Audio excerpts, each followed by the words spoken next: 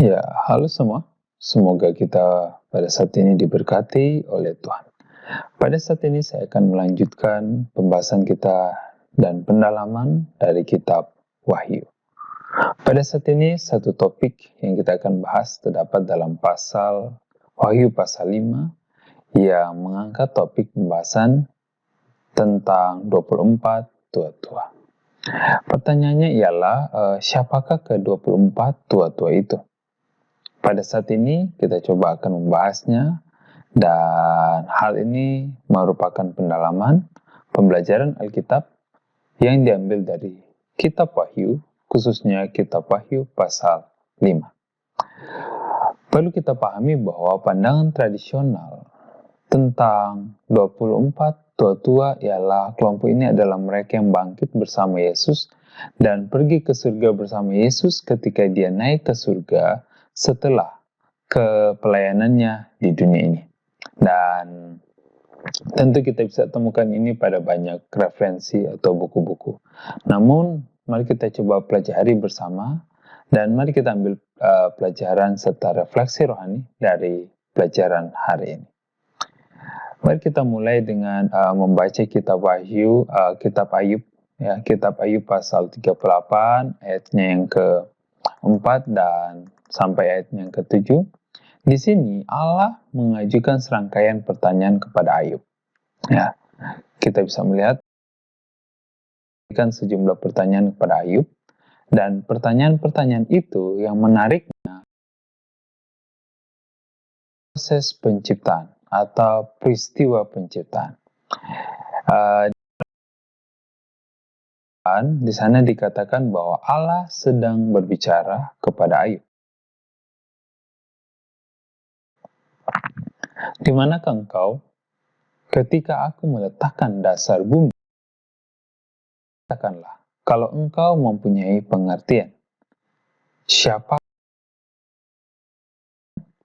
Bukankah engkau mengetahuinya? Kalimat ini seolah-olah agak sedikit sinis. Tuhan menyampaikan sesuatu ya kepada Ayub. Kata seperti ingin menginterogasi Ayub ya. Dikatakan, atau siapakah yang telah merentangkan tali pengukur padanya? Fondasinya dalam ayat 6 diikatkan pada apa? Atau kira-kira siapakah yang masang batu penjurunya? Pada waktu bintang-bintang fajar menyanyi bersama-sama dan semua anak Allah, the sons of God, bersorak-sorai gembira. Dari ayat ini ada hal-hal yang menarik yang bisa kita dapatkan. Ya, jadi di mana pada saat penciptaan dikatakan bahwa bintang-bintang fajar menyanyi bersama-sama dan anak-anak Allah bersorak gembira. Ya, bersorak gembira. Oke, apa informasi yang tersirat dari ayat ini atau bacaan firman yang terdapat dalam kitab Ayub pasalnya yang ke-38 ini? Di dalam bagian yang pertama, kalau kita lihat dalam Ayub pasal 38 ayat 1 sampai 7, kita akan menemukan di sana bahwa ada gambaran peristiwa-peristiwa yang berhubungan yang terjadi selama minggu penciptaan. Dan kedua dikatakan di sana ada penyebutan bintang fajar, anak-anak Allah. Ya, yang hadir sebagai saksi-saksi penciptaan. Itu jelas dicatat dalam kitab Ayub pasal 38 seperti pada ayat 4 sampai ayat yang ke-7. Dan yang ketiga, ada dua kemungkinan, yaitu anak-anak Allah dan bintang-bintang fajar itu mewakili kelompok yang sama. Dengan kata lain, istilah bintang-bintang fajar dan anak-anak Allah merupakan atau semata-mata sinonim yang paralel.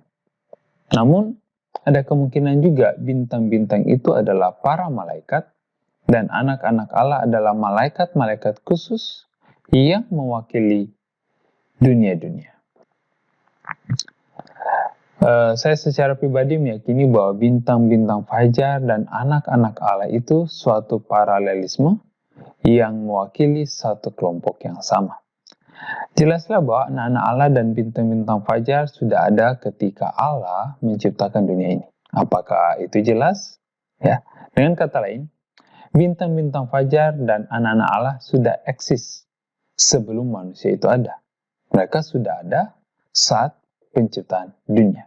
Ya, kita yakini itu. Nah, pertanyaannya ialah, siapakah bintang-bintang fajar atau anak-anak Allah? Seperti yang disebutkan dalam Wahyu pasal 38. Nah, yang menarik adalah biarkan Alkitab menjelaskan tentang dirinya sendiri. Kita bisa mengetahui dan jelas siapa lambang dari bintang-bintang ini. Ya, di Wahyu pasal 12 ayat 3, kemudian ayat 9, kita temukan dengan jelas siapakah bintang-bintang itu. Dan hal ini kita sering baca. Ya, ayat 3 Wahyu pasal 12. Maka tampaklah suatu tanda yang lain di langit, dan lihatlah seekor naga merah padam yang besar, berkepala 7 dan bertanduk 10, dan di atas kepalanya ada 7 mahkota, dan ekornya menyeret sepertiga dari bintang-bintang di langit, dan melemparkannya ke atas bumi. Tentu ini adalah setan dan ekornya. Dan ekornya merujuk kepada dusta yang dikatakannya. Kita tidak akan bahas ini sekarang, tetapi kita mendapati bahwa dengan ekornya dia menarik keluar, mencuri sepertiga malaikat.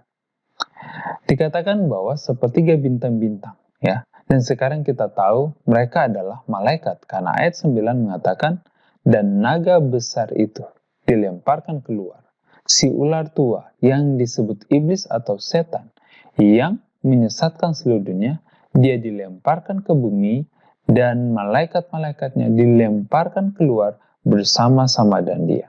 Jadi konteks ini menjelaskan bahwa bintang surgawi melambangkan para malaikat. Ini menarik tentunya. Sekarang kita lihat, Ellen White menguatkan ini, bahwa anak-anak Allah yang disebutkan dalam kitab Ayub adalah para malaikat. Mari kita lihat dalam sebuah pernyataan yang dituliskan dalam buku Great Controversy, page 519. Ellen White sedang mengingat-ingat kisah Ayub dalam tulisan ini.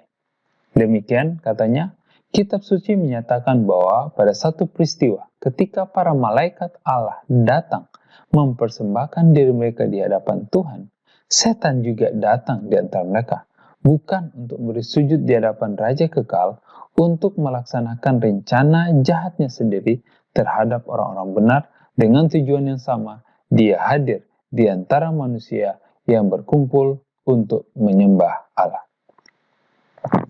Jadi amat jelas anak-anak Allah di dalam kitab Ayub itu memiliki arti para malaikat. Kitab Wahyu pasal 12 menguatkannya, dan Ellen White juga menguatkan ketika dia berkata bahwa para malaikat Allah datang. Kitab Ayub berkata anak-anak Allah datang, yang berarti anak-anak Allah adalah para malaikat. Nah, kita tahu ada orang berkata bahwa jika anak-anak Allah di kitab Wahyu adalah para malaikat, maka anak-anak Allah di kitab Kejadian pasal 6 yang berhubungan seksual dengan anak-anak perempuan manusia tentunya juga malaikat. Dan ada banyak komentator, bahkan komentator Protestan yang percaya bahwa di Kejadian pasal 6 ini malaikat-malaikat benar-benar melihat perempuan-perempuan yang cantik, lalu mereka turun dan tertarik pada mereka, dan kemudian lewat perhubungan menghasilkan manusia-manusia raksasa, seperti yang disebutkan dalam Kejadian pasal 6. Tentu kita melihat masalahnya dengan pandangan tersebut ya. Ialah kita selalu harus melihat istilah dalam konteksnya. Kita harus melihat apa yang ada sebelum kata-kata anak-anak Allah di dalam kitab Kejadian pasal 6 ayat 1 dan 2. Di kitab suci istilah tidak selalu sama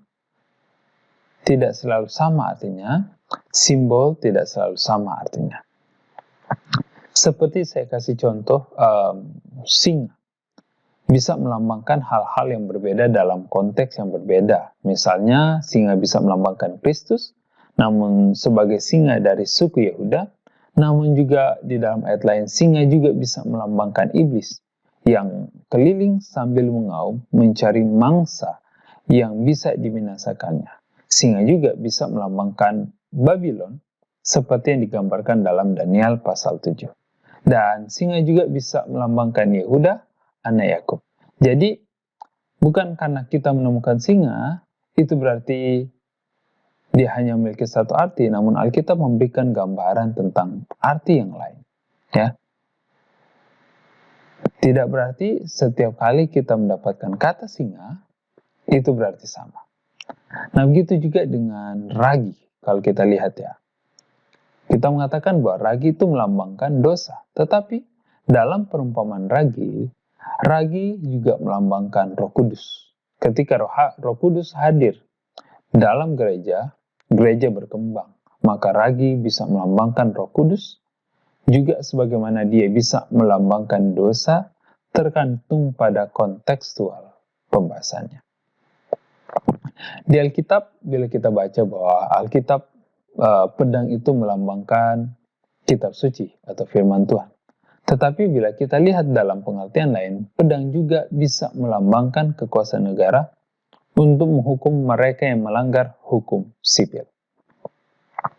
Maka pertanyaannya adalah, apakah konteks Kejadian pasal 6? Konteks sebelumnya berisikan tentang dua silsilah. Ya, di Kejadian 4 ada silsilah Kain, di mana di sini dikatakan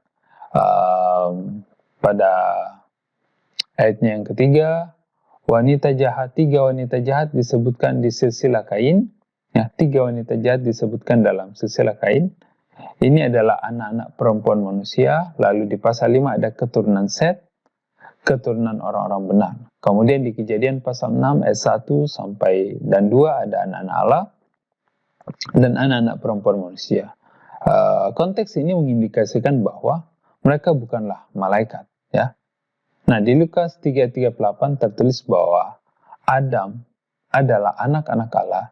Dan Adam jelas bukan malaikat. Ya, Adam seorang manusia sama seperti kita.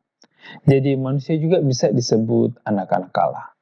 Dan kita lihat dalam kitab Roma 8 ayat 14 sampai 15, Rasul Paulus berkata, karena seberapa banyak yang dipimpin Roh Allah, mereka inilah yang disebut anak-anak Allah. Ya, mereka yang dipimpin oleh Roh Allah, mereka ini adalah anak-anak Allah.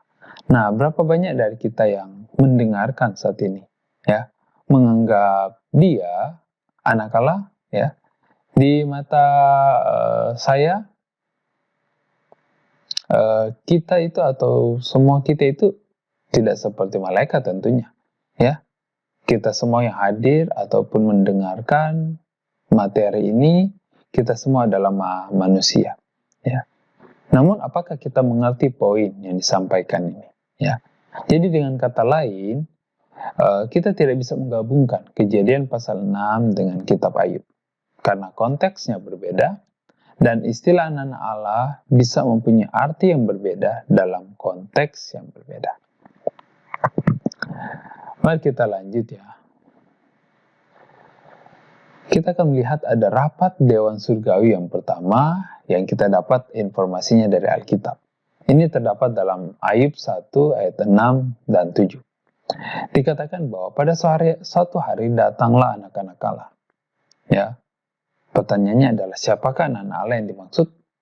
Ya, tentu para malaikat. Ya. Menghadap Tuhan, dan di antara mereka datanglah juga setan. Maka bertanyalah Tuhan kepada setan, dari manakah engkau? Lalu jawab setan kepada Tuhan, dari perjalanan mengelilingi dan menjelajah bumi. Nah, yang perlu kita garis bawahi di sini adalah kalimat bahwa anak-anak Allah tidak selalu ada di hadapan hadirat Allah. Paling tidak anak-anak Allah yang disebutkan di sini yang datang mempersembahkan diri mereka ke hadapan Tuhan, dikatakan bahwa mereka datang untuk mempersembahkan diri mereka di hadapan Tuhan. Karena kita diberitahu bahwa mereka datang pada suatu hari, pada suatu waktu tertentu, berarti mereka tidak ada di sana sepanjang waktu. Nah, tentu ini kontras dengan Ayub 1 ayat 7 di mana dikatakan Ayub senantiasa mempersembahkan korban. Ini kontras dengan kata lain, anak-anak Allah datang pada waktu ada acara tertentu, sementara Ayub selalu mempersembahkan korban. Nah, poin penting yang lain ialah setan tidak datang bersama-sama dengan anak-anak Allah. Dia menganggap dirinya salah satu anggota anak-anak Allah. Dikatakan bahwa setan datang di antara anak-anak Allah. Jadi setan mengklaim haknya sebagai anggota dari kelompok yang istimewa ini, kelompok anak-anak Allah. Nah, setan tidak datang bersama mereka. Dia datang di antara mereka, jadi setan mengklaim hak terhitung dalam kelompok ini. Kemudian catatan memberitahu kita bahwa setan datang dari mana? Dia datang dari sebuah planet dan planet itu adalah bumi.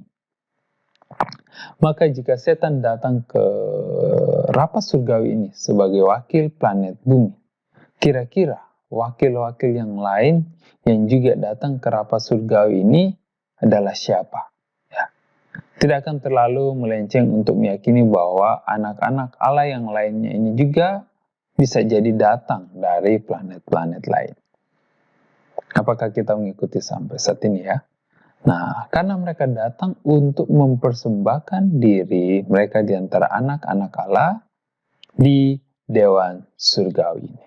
Nah, pada rapat yang kedua menguatkan sudut pandang ini. Hal ini tercatat dalam kitab Ayub pasal 2 ayat 1 dan 2. Di mana dikatakan pada hari yang lain, datanglah kembali anak-anak Allah menghadap Tuhan. Dan di antara mereka datang juga setan untuk menghadap Tuhan. Maka bertanyalah Tuhan kepada setan, dari mana engkau? Lalu jawab setan kepada Tuhan, dari perjalanan mengelilingi dan menjelajah bumi. Kita dapatkan bahwa ada jawaban yang sama seperti yang diberikan pada rapat pertama, diaplikasikan juga ke rapat yang kedua. Hanya ada data lain yang penting, dan itu ialah kata kembali. Dengan kata lain, ini adalah pertemuan yang lain atau pertemuan yang kedua. Maka apakah anak-anak Allah sudah meninggalkan hadirat Allah setelah rapat yang pertama? Tentu saja. Karena dikatakan mereka datang kembali. Yang artinya setelah rapat yang pertama, mereka pulang. Mereka pergi ke suatu tempat. Dengan kata lain, mereka pergi ke planet-planet yang mereka wakili. Nah, ada kisah lain di kitab Perjanjian Lama yang menggambarkan fakta bahwa Allah punya Dewan Surgawi. Dan kata lain, Allah punya semacam rapat di mana semua wakil dari seluruh alam semesta hadir untuk merenungkan pengaturan alam semesta. Nah, tentu kita bisa berkata, Allah kan bisa melakukan itu sendiri. Iya, tetapi Allah itu suka mendelegasikan. Dengan kata lain, pemerintahan Allah itu adalah bentuk perwakilan. Dia memiliki banyak fungsi untuk berbagai jenis malaikat dan makhluk di alam semesta. Sekarang kita simak contoh dari zaman Ahab dan Raja Yosafat. Ahab itu adalah raja dari kerajaan sebelah utara ke-10 suku Israel. Sementara Yosafat adalah raja dari 2 suku yang berada di bagian selatan. Suatu hari Ahab berkata kepada Yosafat, "Kamu tahu, aku pikir baiklah kita mempersatukan kekuatan dan pergi memerangi bangsa Aram atau Syria yang merupakan musuh bersama kita." Maka Yosafat berkata, "Nah, kamu tahu, mungkin itu ide yang bagus, tetapi tidakkah sebaiknya kita mendapatkan persetujuan Nabi dulu? Tidakkah sebaiknya kita mencari seorang Nabi untuk memberitahukan kita apakah itu perbuatan yang bijak atau tidak? Tidakkah kamu punya nabi-nabi di sini?" Nah, Ahab berkata, "Nabi berlimpah. Aku punya banyak nabi. Aku punya 400. Maka dia memanggil ke-400 nabi itu dan berkata, "Kalian tahu, Yosafat dan saya mau pergi memerangi orang-orang Aram. Apakah itu ide yang bagus atau tidak?" Dan tentu saja para nabi-nabi palsu itu berkata, "Oh iya, kalian pergi berperanglah dan kalian akan memperoleh kemenangan luar biasa." Tetapi pada saat itu Yosafat belum yakin. Maka dia memandang Ahab dan berkata, bukankah ada seorang nabi Tuhan di sekitar sini? Dan Raja Ahab berkata, ya, ada seorang nabi Tuhan. Dia ada di penjara bawah tanah. Namanya Mika, karena setiap kali aku minta dia bernubuat, yang dinubuatkannya semuanya jahat.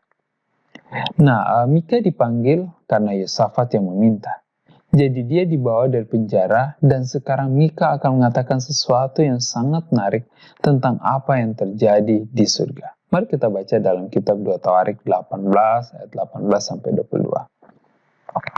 Kata Mika, sebab itu dengarkanlah firman Tuhan. Aku telah melihat Tuhan sedang duduk di atas takhtanya, dan segenap tentara surga berdiri di sebelah kanannya dan di sebelah kirinya. Dan Tuhan berfirman, siapakah yang akan membujuk Ahab, Raja Israel, untuk maju berperang, supaya ia jatuh di tangan Ramot Gilead? Supaya ia jatuh di Ramot Gilead? Dengan kata lain, siapakah yang akan meyakinkan Ahab untuk pergi berperang supaya dia terbunuh? Ya. Maka yang seorang berkata begini, yang lain berkata begitu. Jelas tidak ada yang mau melakukannya. Ya. Kemudian tampillah suatu roh, lalu berdiri di hadapan Tuhan. Ia berkata, aku yang akan membujuknya.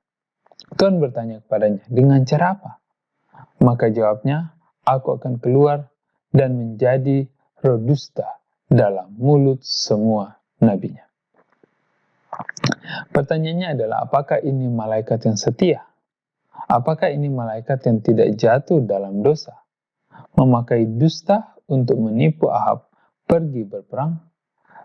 Menurut kita ya, yang mendengarkan, ikuti, apakah malaikat-malaikat yang loyal dan setia memakai dusta untuk menyelesaikan tugasnya?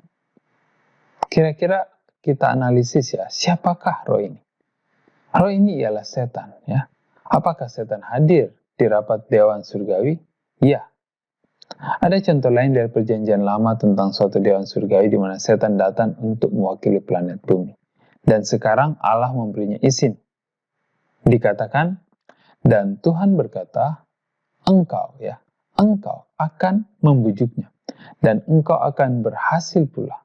Keluarlah dan berbuatlah demikian. Ayat 22, karena itu, lihatlah Tuhan telah menaruh roh dusta.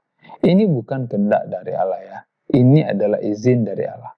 Allah memberikan izin kepada setan seperti apa yang terjadi dengan Ayub. Bukan Allah yang menimbulkan penderitaan Ayub. Allah mengizinkan setan untuk mendatangkan penderitaan itu. Maka Tuhan telah mengizinkan menaruh dusta ke dalam mulut nabi-nabimu ini, dan Tuhan telah menetapkan untuk menimpakan malapetaka kepadamu. Maka apa yang kita lihat di sini adalah, apakah Tuhan punya Dewan Surgawi? Ya, dia punya. Di mana semua wakil alam semesta berkumpul bersama-sama untuk memutuskan isu-isu tertentu berhubungan dengan hal-hal administrasi alam semesta. Di halaman berikut, dalam buku Patriarchs and Prophets, halaman 36, ada sebuah penjelasan deklarasi yang jelas bahwa ada yang namanya Dewan Surgawi atau Heavenly Council. Ya, ini adalah ketika Lucifer masih berada di surga dan dia menebar dusta tentang Allah. Dikatakan, in Heavenly Council, the angels pleaded with Lucifer. Di Dewan Surgawi dikatakan para malaikat memohon kepada Lucifer. Jadi, Dewan Surgawi ini berkumpul bersama-sama dan para malaikat yang ada di Dewan Surgawi itu memohon kepada Lucifer untuk membatalkan niatnya merebut takhta Allah. Contoh berikutnya ialah setelah Allah menciptakan Adam dan Hawa. Setan mengumpulkan dewannya sendiri untuk mempersiapkan strategi menipu Adam dan Hawa. Gantinya Allah mengumpulkan dewannya sendiri untuk menentukan strategi guna menggagalkan strategi dewan setan. Maka setan dikatakan mengumpulkan dewannya dan berkata, mari kita rancang bagaimana kita akan menipu Adam dan Hawa. Dan Allah berkata, nah, mari kita panggil dewan untuk mengkanter hal itu supaya setan gagal menipu Adam dan Hawa. Mari kita coba lihat dalam sebuah catatan dalam buku Story of Redemption halaman 29. God assembled the angelic host to take measures to avert the threatened evil. It was decided in heaven's council for angels to visit Eden and warn Adam that he was in danger from the foe. 2 angels sped on their way to visit our first parents. Dikatakan bahwa Tuhan mengumpulkan bala tentara surgawi untuk mengambil langkah-langkah menghindari kejahatan dan yang mengancam. Oleh Dewan Surgawi diputuskan agar malaikat-malaikat pergi ke Eden dan memperingatkan Adam bahwa dia berada dalam bahaya dari si musuh. 2 orang malaikat segera berangkat untuk mengunjungi nenek moyang kita yang pertama. Menarik ya. Jadi, apakah Allah memiliki Dewan Surgawi di mana keputusan-keputusan dibuat mengenai operasional alam semesta, administrasi alam semesta? Betul sekali. Dan itulah yang terjadi di kitab Wahyu. Dan itulah yang terjadi di kitab Ayub, maaf ya.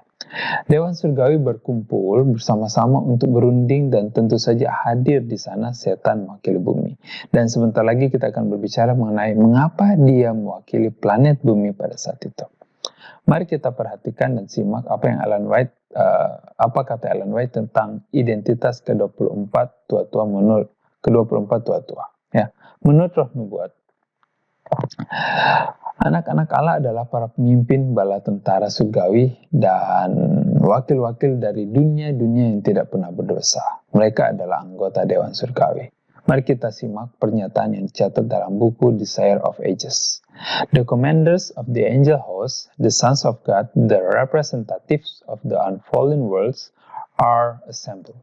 The heavenly council before which Lucifer had accused God and his son, the representatives of those sinless realms over which Satan had sought to establish his dominion, all are there to welcome the Redeemer. Dikatakan bahwa para pemimpin bala tentara malaikat, anak-anak Allah, wakil-wakil dari dunia-dunia yang tidak pernah berdosa, berkumpul. Dewan Surgawi yang dihadapannya Lucifer pernah menggugat Allah dan anaknya. Wakil-wakil dari dunia-dunia yang tidak berdosa yang tadinya mau dikuasai setan, semuanya ada di sana untuk menyambut sang penebus. Jadi sekali lagi di sana ada Dewan Surgawi. Dan kita akan melihat bahwa anggota-anggota Dewan Surgawi adalah anak-anak Allah, wakil-wakil dari dunia-dunia yang tidak pernah berdosa, dan para pemimpin bala tentara surgawi. Nah, ada pertanyaan, apakah mereka ini adalah malaikat-malaikat yang tertinggi pangkatnya? Mereka ini adalah malaikat-malaikat yang tertinggi. Nah, ada beberapa orang yang ingin tahu, apakah Ellen White merujuk kepada 3 kelompok ketika dia menyebut para pemimpin bala tentara surgawi, anak-anak Allah, dan wakil-wakil dunia yang tidak berdosa? Dan jawabannya ialah tidak. Ya. Ini hanya merupakan 3 cara untuk menggambarkan kelompok yang sama. Saya akan berikan 3 contoh dalam tulisan Ellen White. Ya. Dan ada juga contoh yang lain yang tidak sempat dimasukkan dalam materi kita saat ini. Mari kita lihat sebuah kutipan dikatakan demikian. Bagaimana ia berbicara tentang kebangunan rohani, dan perhatikan bagaimana Ellen White mendeskripsikan kebangunan rohani dalam 3 cara yang berbeda. Kutipannya demikian. Kebangunan rohani menandakan suatu pembaruan kehidupan spiritual. Menghidupkan kehidupan, menghidupkan lagi kekuatan pikiran dan hati, suatu kebangkitan dari kematian spiritual. Ya, Review and Herald. Nah, saya ingin bertanya, apakah pembaruan, menghidupkan kembali, dan kebangkitan itu merupakan suatu kata yang sinonim? Atau apakah Ellen White sebentar berbicara tentang 3 hal yang berbeda? Tentu tidak. Dia memakai 3 istilah ini untuk mendefinisikan hal yang sama. Ada contoh lain dalam buku Selected Messages volume 3 halaman 392, dikatakan akan ada Nah, kutipan ini berbicara tentang persekutuan terakhir dunia melawan umat Allah yang sisa. Dikatakan akan ada suatu persekutuan universal, satu keharmonisan akbar, satu persengkongkolan kuasa, kekuatan-kekuatan setan. Nah, pertanyaannya adalah apakah persekutuan, keharmonisan akbar, persengkokolan yang ada dalam kutipan ini semuanya itu memiliki istilah-istilah sinonim. Istilah-istilah yang sinonim? Ya, benar ya. Oke. Dalam kutipan Desire of Ages, kutipan yang lain dikatakan seperti ini. Di mana Ellen White menyatakan, di dalam Kristus terhadap hidup yang asli bukan pinjaman dan tulen. Barang siapa memiliki anak itu, memiliki hidup. Keilahian Kristus adalah jaminan hidup kekal bagi mereka yang percaya. Ya. Kata asli, bukan pinjaman dan tulen, merupakan 3 cara untuk mengatakan satu hal yang sama. Ya. Apakah kita bisa mengikuti sampai saat ini? Jadi, tidak ada 3 kelompok yang berbeda. Ini merupakan satu kelompok yang digambarkan dengan 3 cara yang berbeda. Bila kita ke Wahyu pasal 4, kita akan melihat tidak ada 3 kelompok tambahan di Wahyu pasal 4 selain keempat makhluk hidup. Hanya ada satu kelompok yang lain, yaitu ke-24 tua-tua.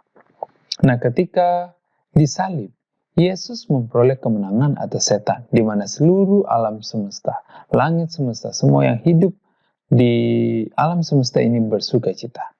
Nah, pertanyaannya adalah, apakah ada makhluk-makhluk lain di planet-planet lain? Inilah pertanyaan besarnya. Apakah dunia ini satu-satunya di seluruh alam semesta yang berpenghuni? Jawaban kepada pertanyaan tersebut ialah tidak. Karena ketika Yesus bangkit, para bala tentara surgawi pun bernyanyi, dan saya ingin kita simak baik-baik apa yang mereka nyanyikan. Wahyu 12 ayat 12. Karena itu bersukacitalah hai semesta langit dan kamu sekalian yang diam di dalam mereka. Ya, apakah kita bisa melihat nuansa di sini? Yang diam di dalam mereka. Jadi, semesta langit dalam hal ini merupakan kata yang jamak, yang diam di dalam mereka. Celakalah kamu, hai penghuni bumi. Ada suatu dunia kecil ya, di tengah-tengah alam semesta. Dikatakan, celakalah kamu, hai penghuni bumi dan laut, karena iblis telah turun kepadamu dalam geramnya yang dahsyat, karena ia tahu bahwa waktunya sudah singkat. Ada satu kutipan yang dituliskan oleh seorang yang bernama Billy Graham, dan saya masukkan sebagai tambahan informasi untuk kita ya. Oleh karena dia meyakini sebelum dia meninggal adanya penghuni-penghuni di planet-planet lain, dan tentu ini tidak asing bagi gereja kita. Tentu saja semasa hidupnya dikatakan Billy Graham dikenal sebagai seorang guru besar ya untuk Protestan evangelik, di mana dia bertemu dengan presiden, dan setiap presiden sebelum tiba ajalnya, dan tentu dia juga mempelajari teologi, dan ada beberapa kutipan yang menarik yang ia katakan.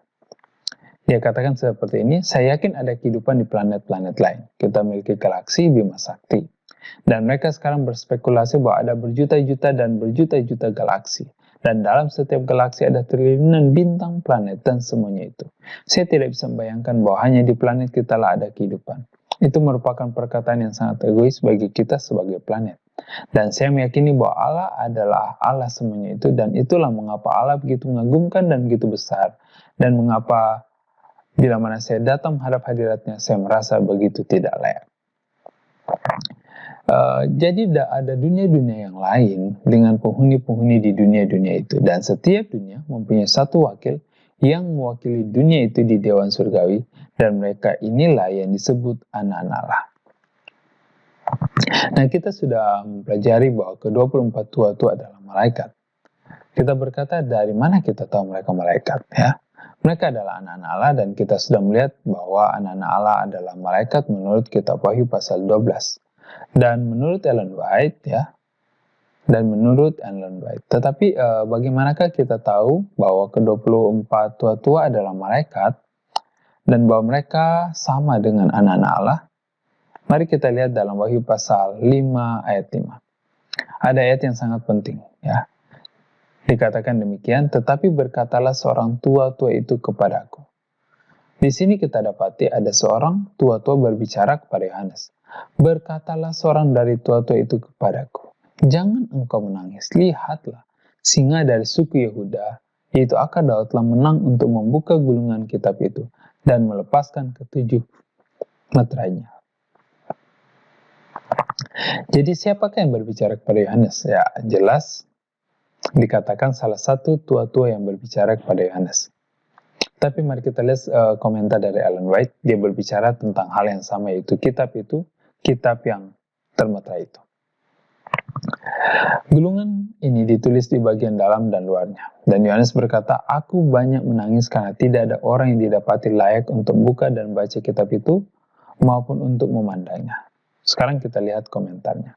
Penglihatan yang diberikan kepada Yohanes membekas dalam pikirannya. Takdir setiap bangsa ada di dalam kitab itu. Yohanes sedih karena sama sekali tidak ada baik manusia maupun malaikat yang cerdas yang mampu membaca atau bahkan memandang kitab itu. Hatinya sedemikian pedih hingga mencapai tahap kesengsaraan dan ketegangan. Dan kita simak kuncinya, sehingga salah satu dari malaikat yang kuat mengasihaninya. Dan dikatakan, meletakkan tangannya pada Yohanes berkata, jangan menangis, lihatlah, singa dari suku Yehuda, yaitu Akar Daud, telah menang untuk membuka gulungan kitab itu dan melepaskan 7 meterainya. Oke, dalam kata-kata itu, apakah kita menangkap poinnya? Menurut kitab Wahyu, yang mengucapkan kata-kata tersebut adalah salah seorang tua-tua. Dan dalam kutipan tadi kita dapati bahwa salah seorang itu adalah seorang malaikat yang kuat. Jadi apakah ke-24 tua-tua itu mereka yang bangkit bersama Yesus? Tentu tidak.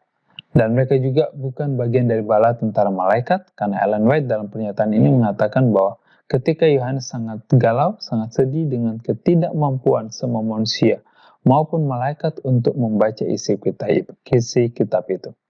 Jadi bahkan malaikat pun, dengan kata lain, malaikat yang biasa dalam jajaran bala tentara surgawi, ya, haruslah salah satu dari malaikat-malaikat yang kuat. Nah, maka tua-tua itu adalah para malaikat. Kesimpulannya sangat jelas.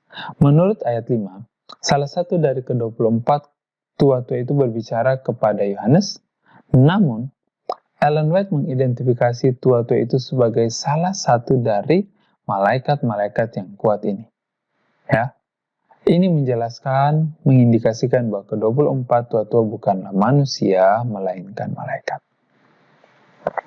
Nah, ada yang mirip juga di dalam Wahyu pasal 7. Di dalam konteks Alkitab, Allah menunjukkan kepada Yohanes suatu kumpulan besar manusia yang tidak terhitung jumlahnya. Dan kumpulan besar ini terdiri dari segala bangsa, suku, kaum, dan bahasa yang berdiri di hadapan takhta Allah dan anak domba Allah. Nah, salah satu dari tua-tua itu bertanya kepada Yohanes tentang kumpulan besar ini.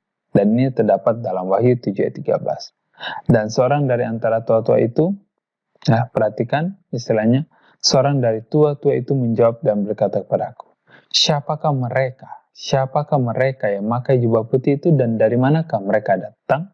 Dengan kata lain, kumpulan besar ini yang terdiri dari segala bangsa, bahasa, kaum, suku. Mereka muncul dari mana? Dan Yohanes menjawab atas pertanyaan itu. Maka kataku kepadanya, Tuanku, Tuhan yang mengetahuinya. Dengan kata lain, Tuhan saja yang beritahukan kepada saya. Lalu tua-tua itu kita lihat berkata kepada Yohanes. Lalu ia berkata kepadaku, mereka ini adalah orang-orang yang keluar dari kesusahan yang besar dan mereka telah mencuci jubah mereka dan membuatnya putih di dalam darah anak domba. Jadi percakapan ini adalah antara Yohanes dengan siapa? Dengan salah satu tua-tua, ya. Benar, salah satu dari 24 tua-tua. Kita lanjut dengan komentar Ellen White tentang hal ini. Sangat menarik dan sangat perseptif menurut saya. Yohanes melihat ada satu rombongan yang tidak terhitung jumlahnya. Mulia, anggun, murni yang berkumpul seputar takhta Raja Surgawi. Malaikat itu bertanya kepada Yohanes, siapakah ini yang menanggung? Siapakah ini yang menunggu berpakaian jubah putih dan dari mana mereka datang? Dan Yohanes menjawab, Tuhan, Engkau yang tahu. Lalu malaikat itu menyatakan, mereka ini adalah mereka yang keluar dari kesusahan besar dan telah mencuci jubah mereka dan membuatnya menjadi putih oleh darah anak domba.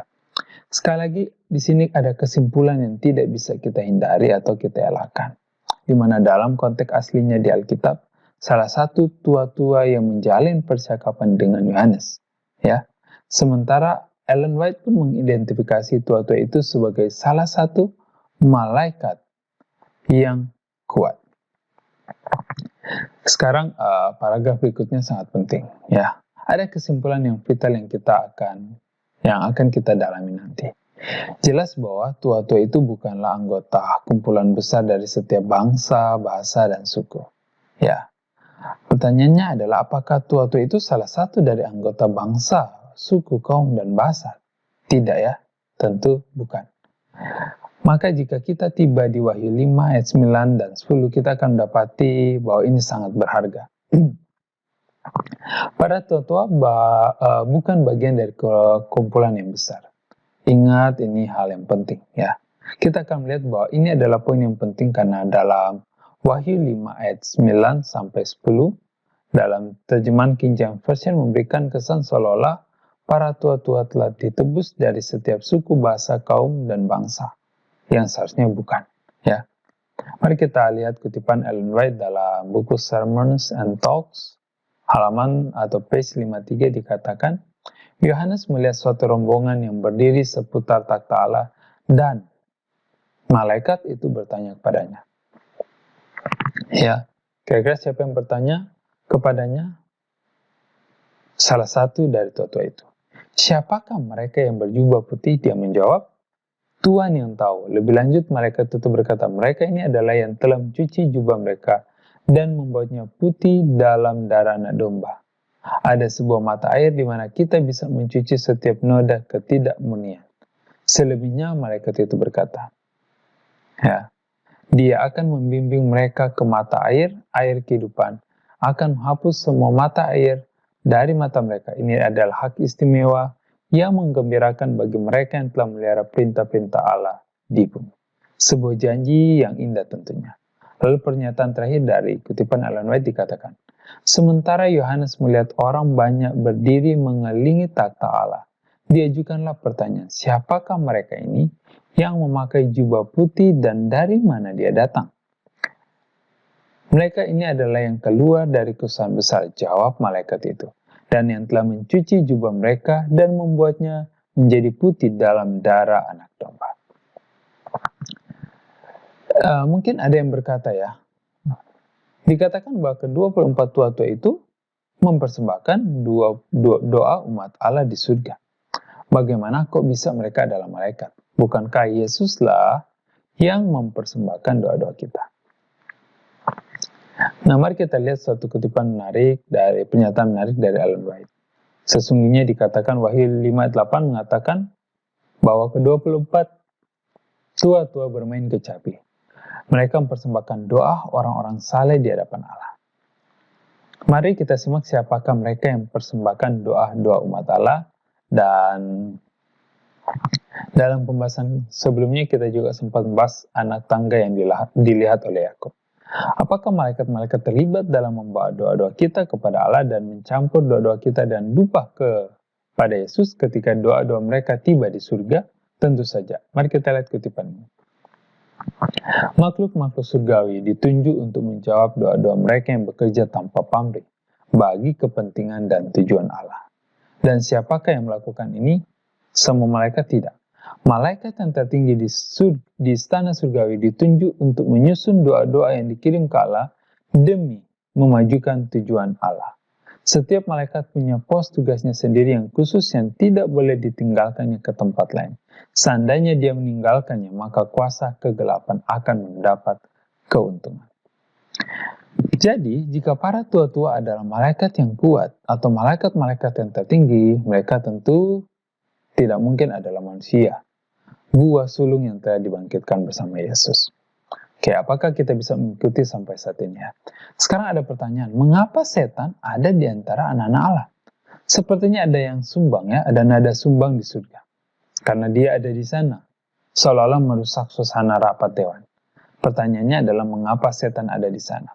Lukas 4 ayat 5 dan 6 memberikan kita jawaban, di mana setan bertemu dengan Yesus di bukit pencobaan dan dikatakan di sana, ayat 5, kemudian iblis membawa Yesus ke gunung yang tinggi dan memperlihatkan kepadanya semua kerajaan dunia dalam sekejap mata. Dan kata iblis kepadanya, segala kekuasaan ini serta kemuliaannya akan kuberikan kepadamu. Sebab semuanya itu telah diserahkan kepadaku dan aku memberikannya kepada siapa saja yang kukehendaki. Jadi jika engkau mau menyembah aku, seluruhnya itu akan menjadi milikmu. Nah, pertanyaannya adalah siapa yang mau menyerahkannya kepada setan? Adam yang menyerahkan kepadanya. Ketika Adam mematuhi setan, dia menjadi hamba setan. Dan karena kita adalah hamba orang yang kita pilih untuk kita patuhi, maka pada saat itu Adam kehilangan kedudukannya atas taktanya. Dia kehilangan daerah kekuasaannya dan seorang perampok mengambil alih takhta dan daerah kekuasaan yang tadi diperintahnya. Nah, ini sangat menarik karena sebelum Yesus mati di kayu salib, Yesus pernah berkata, sekarang ini berlangsung penghakiman atas dunia ini. Dan sekarang penguasa dunia ini akan dilemparkan keluar. Yohanes 12 ayat 31. Jadi apakah Yesus mengakui bahwa sebelum salib, setan adalah penguasa dunia ini? Betul ya. Tetapi apa kata Yesus yang akan dilakukan apa kata Yesus yang akan dilakukannya di salib? Dia berkata bahwa dia akan melemparkan penguasa dunia ini keluar. Apakah di salib setan dilemparkan keluar? Bukankah memang dari semula dia dilemparkan keluar? Nah, ini adalah pelemparan keluar yang kedua. Yang pertama, dia dilemparkan keluar sebagai wakil dunia ini. Setelah ini, setan tidak bisa lagi ke surga sebagai wakil dunia ini. Sekarang, Yesus mewakili dunia ini ke dewan surgawi. Dan bukan hanya itu, dikatakan setan terlempar keluar dari simpati makhluk-makhluk surgawi. Bila kita membaca buku Getsemani, Desire of Ages dengan topik Getsemani dan Calvary, di sana kita mendapati bahwa topeng setan terkoyak. Tetesan simpati terakhir yang dimiliki para makhluk surgawi bagi setan hilang, dan setan terlempar keluar dari simpati para makhluk surgawi. Jadi setan ada di pertemuan yang di kitab Ayub itu karena dia sedang mewakili planet bumi. Namun, di salib dia dilemparkan keluar dan sekarang Yesuslah kepala dan wakil planet bumi dan nanti kita akan melihatnya. Nah, sekarang mari kita berbicara tentang rencana Allah bagi manusia. Ini pasti menarik. Rencana Allah buat manusia itu berbeda dari dunia lain manapun di alam semesta ini. Dunia-dunia lain memiliki malaikat-malaikat kuat yang disebut tua-tua di Alkitab untuk mewakili mereka di dewan surgawi, di mana Allah menempatkan Adam untuk memerintah dan mewakili dunia ini. Dengan kata lain, dunia-dunia lain memiliki malaikat-malaikat kuat sebagai wakil-wakil mereka. Dan dunia ini beda. Allah menempatkan Adam, salah satu ciptaannya, untuk mewakili planet bumi. Mari kita lihat kutipan dari Ellen White, Sons and Daughters of God, halaman 7, dikatakan, seluruh surga menaruh perhatian yang mendalam dan penuh sukacita dalam penciptaan dunia dan manusia. Manusia adalah, dikatakan, suatu tatanan yang baru dan berbeda. Ya, pertanyaannya adalah, apakah mereka sama dengan penghuni planet-planet lain? Tidak ya. Dikatakan suatu tatanan yang baru dan berbeda. Mereka diciptakan menurut model Allah, dan mereka dirancang oleh penciptanya untuk memenuhi bumi. Mereka seharusnya hidup dalam hubungan yang akrab dengan surga, menerima kuasa dari sumber segala kuasa, ditunjang oleh Allah. Mereka seharusnya menghidupkan kehidupan yang tidak berdosa.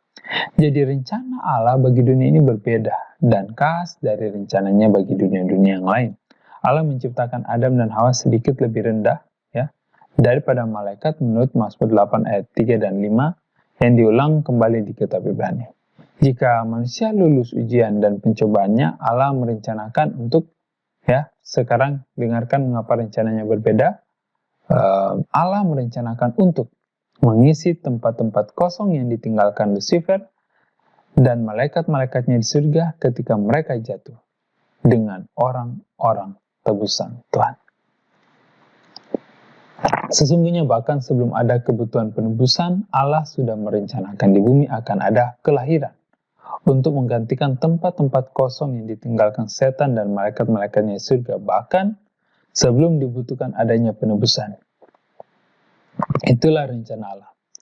Nah, kita berkata, kok kita bisa tahu dari mana ya? Mari kita lihat dalam kutipan pernyataan dalam buku The Truth About Angels. Allah menciptakan manusia untuk kemuliaannya sendiri, supaya setelah ujian dan pencobaan, yaitu maksudnya jika mereka lulus ujiannya benar, setelah ujian dan pencobaan, keluarga manusia boleh menjadi satu dengan keluarga surgawi. Adalah tujuan Allah untuk mengisi kembali surga dengan keluarga manusia. Jadi apa tujuan adanya kelahiran? Yaitu untuk mengisi surga, tempat-tempat kosong yang ditinggalkan di sana oleh setan dan malaikat-malaikatnya ketika mereka dilemparkan keluar. Konsepnya ialah orang-orang tebusan yang akan menggantikan tempat mereka. Nah, ini adalah rencana Allah sebelum masuknya dosa. Namun, apakah ini masih merupakan rencana Allah setelah masuknya dosa? Jawabannya ialah ya. Mari kita lihat dalam kutipan Prophets and Kings halaman 588 dan 589. Setan memiliki pengetahuan yang akurat tentang dosa-dosa yang telah dicobakannya pada umat Allah agar mereka lakukan, dan dia mengajukan dakwaan-dakwaannya terhadap mereka, menyatakan bahwa karena dosa-dosa mereka itu, mereka telah kehilangan perlindungan ilahi, dan dia mengklaim bahwa dia berhak membinasakan mereka. Setan menyatakan mereka sama seperti dirinya sendiri, layak tertutup dan dari kemurahan Allah. Ya, dan mari kita lihat kutipan Ellen White mengutip kata-kata setan. Apakah mereka ini? Kata setan, orang-orang yang akan menggantikan tempatku di surga dan tempat para malaikat yang bersatu denganku. Mari kita lihat ya, perhatikan ada yang tersirat dari kata-kata ini.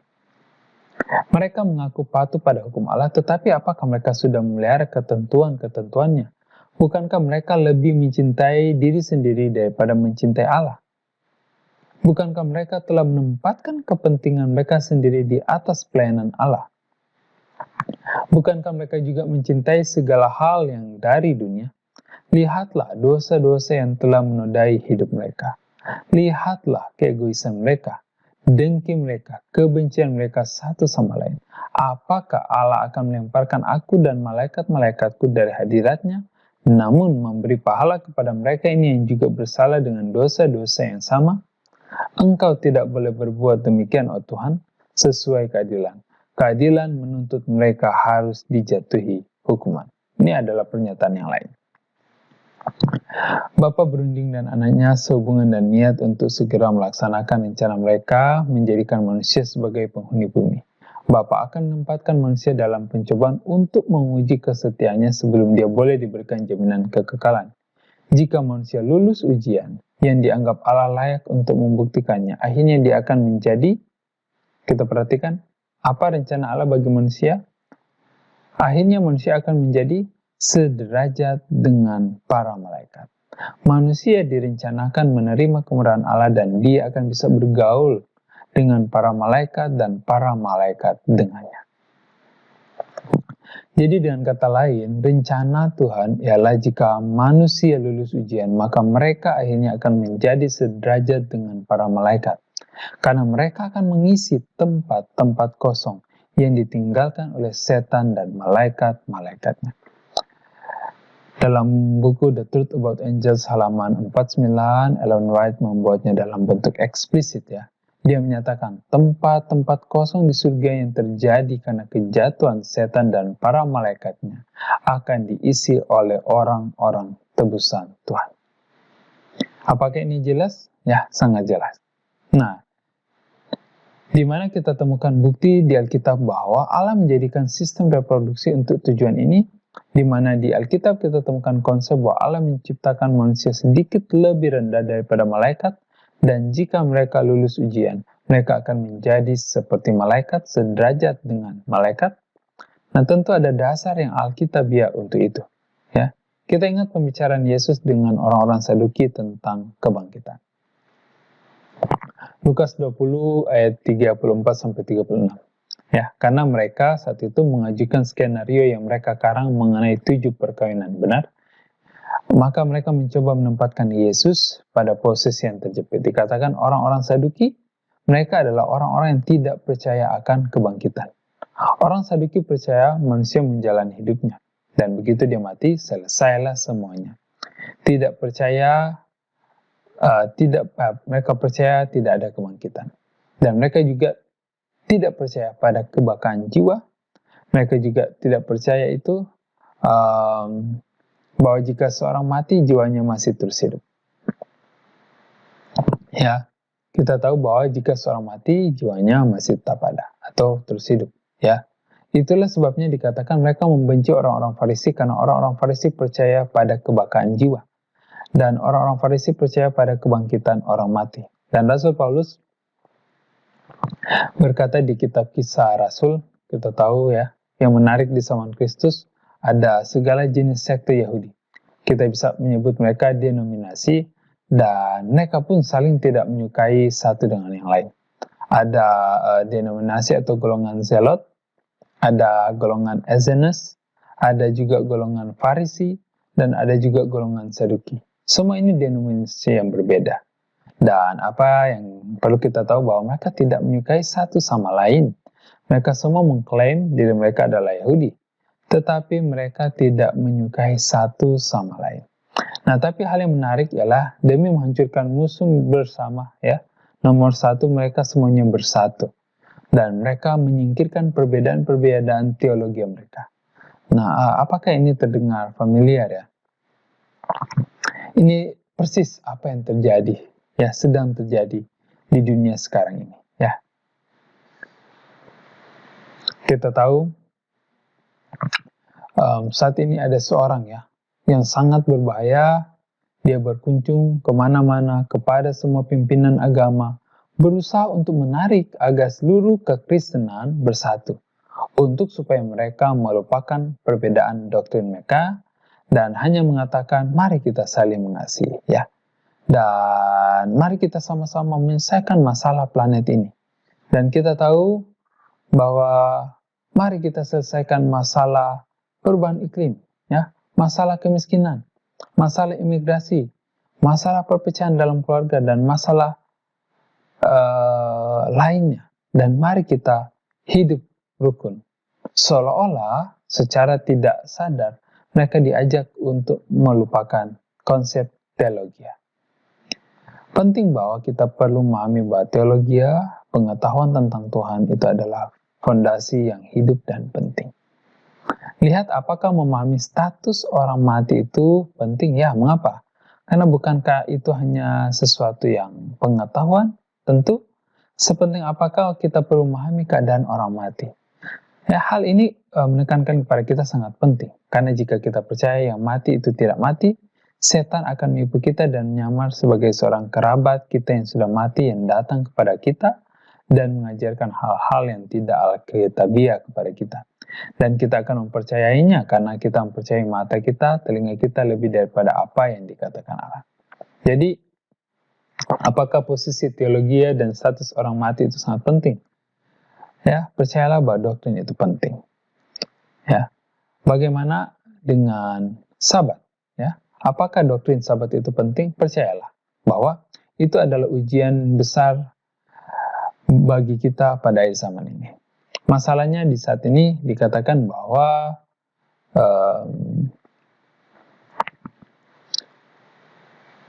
pikiran pasca modern mengatakan adalah tidak ada kebenaran yang mutlak.